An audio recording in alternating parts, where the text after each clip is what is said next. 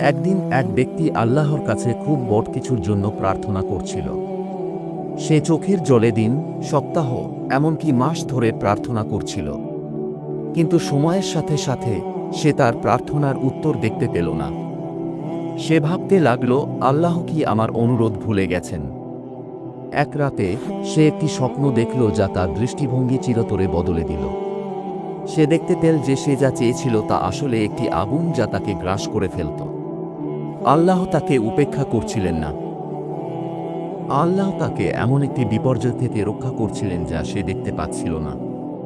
লোকটি বুঝতে পারল যে আল্লাহর না প্রায়শই আরও ভালো কিছুর জন্য হ্যাঁ হয়। তিনি আবার হাত তুললেন, এবার জিজ্ঞাসা করার জন্য নয়, বরং বলার জন্য, আলহামদুলিল্লাহ, তোমার স্রষ্টার সময়ের উপর বিশ্বাস রাখো।